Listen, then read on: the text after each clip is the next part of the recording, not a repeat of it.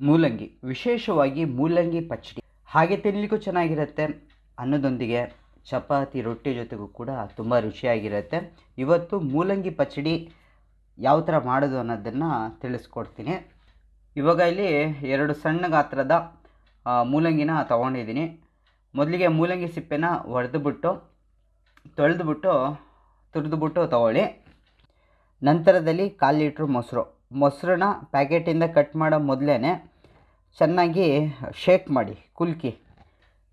ಈ ಥರ ಮಾಡೋದ್ರಿಂದ ಮೊಸರು ಟೆಕ್ಸ್ಚರು ಸ್ಮೂತಾಗಿರುತ್ತೆ ಮತ್ತು ವಿಸ್ಕ್ ಮಾಡೋ ಅವಶ್ಯಕತೆ ಇರಲ್ಲ. ಸ್ನೇಹಿತರೆ, ನಮ್ಮ ಚಾನಲಲ್ಲಿ ಬಹುತೇಕ ಮನೆಯಲ್ಲಿ ಸಿಗುವಂತಹ ಪದಾರ್ಥಗಳನ್ನೇ ಬಳಸಿ ಸರಳವಾಗಿ, ಸುಲಭವಾಗಿ, ರುಚಿಕರವಾಗಿ ಮನೆಯಲ್ಲಿ ಮಾಡ್ಬೋದಾದಂತಹ ರೆಸಿಪೀಸ್ಗಳನ್ನ ತೋರಿಸ್ಕೊಡ್ತಾ ಇರ್ತೀನಿ. ಇದೇ ಥರ ಇನ್ನೂ ಹಲವಾರು ರೆಸಿಪೀಸ್ಗಳು ಬರ್ತಾ ಇರುತ್ತೆ. ಇನ್ನು ನಮ್ಮ ಚಾನಲ್ ಸಬ್ಸ್ಕ್ರೈಬ್ ಆಗಿಲ್ಲ ಅಂದರೆ ಸಬ್ಸ್ಕ್ರೈಬ್ ಮಾಡಿ ಫ್ರೆಂಡ್ಸ್. ಹಾಗೆ ಫ್ಯಾಮಿಲಿ ಫ್ರೆಂಡ್ಸ್ಗೆ ಈ ಒಂದು ವಿಡಿಯೋನ ಶೇರ್ ಮಾಡಿ.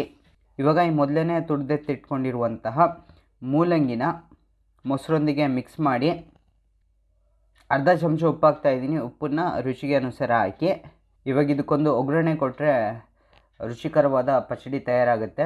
ಸ್ಟವ್ ಆನ್ ಮಾಡಿ ಒಗ್ಗರಣೆ ಪಾತ್ರೆ ಇಡಿ. ಅರ್ಧ ಟೇಬಲ್ ಸ್ಪೂನ್ ಎಣ್ಣೆ ಹಾಕಿ. ಎಣ್ಣೆ ಕಾದ್ಮೇಲಿಂದ 1/4 ಟೀ ಸ್ಪೂನ್ ಸಾಸಿವೆ ಹಾಕಿ. ಸಾಸಿವೆ ಚಿಟಪಟ ಅನ್ನಲಿ.